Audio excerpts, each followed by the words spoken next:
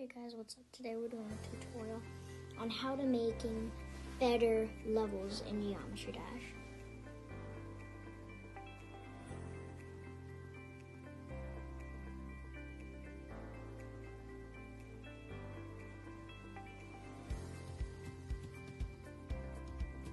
Okay, let's start off with backgrounds. So you're going to want to have custom colored backgrounds and floors. You can change the background by hitting BG or ground by G and change the color by doing the same thing. This adds a slight effect, but not much. Then there's cool blocks. If you build an outline with these certain blocks that I'm using right now, then you can later add more effects like the one I'm about to do soon, after I get these two little dots done. And you can fill them in with the blank block and change their color to the background or a different custom color if you want. So once you fill this in, you will go to any other blank blocks and place them down, make them slightly darker or slightly lighter, fill that up too. It adds a little depth to the block. Next is glow. You're going to want to put a lot of glow in this block. Not too much, however, or else you might overdo it. I normally do this just to make it look slightly better. It doesn't change too much, but it doesn't change too little either, so it's a perfect amount. And I'm kind of struggling with this one part, but if you find that block, I normally fill in the space between. As you can see there, it looked like a decent color. It'll look better once I actually save and play. So, after this, here's what I'm about to do. I'm gonna do some fancy colors. So, I'm gonna change the background color to make it slightly darker, and I'm gonna add a fade time. So it will slowly but surely fade in to a certain color, as you can see.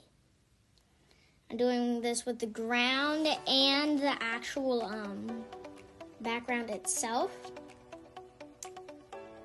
So it makes it a little overtime extra. So it's slightly cooler. So after that, get creative. I am using extra accessories. That's a lot of it. I'm putting glow on non-blocks to make it look kind of like there's a fog bank.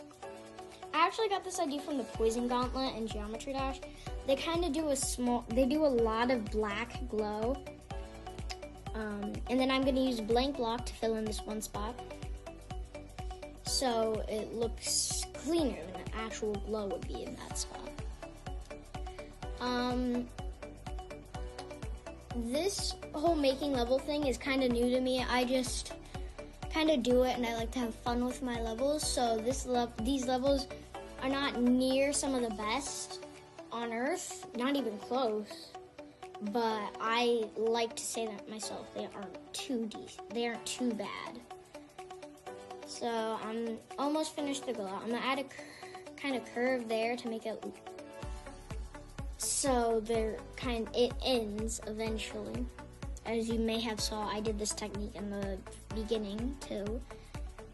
So I just hit save and play, and there was a little block missing there. So I'm gonna fill that in with blanks so you don't see that. Oh, that thing's white. Okay, I'm gonna change that. Anyways, so like I said, also you gotta hide stuff, okay? So here I'm using hide so that when you go into that fog, you disappear. I'm gonna move it a little over so it looks better.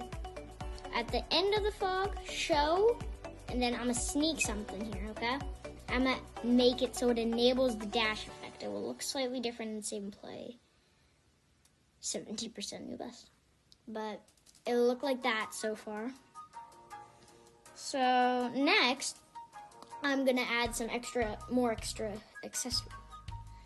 I'm gonna go ahead and put a lot of these saws and stuff you can put just for special effect. They don't really, none of this is gonna do anything, of course.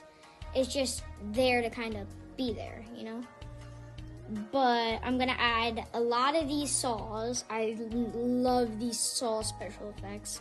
I use them all the time.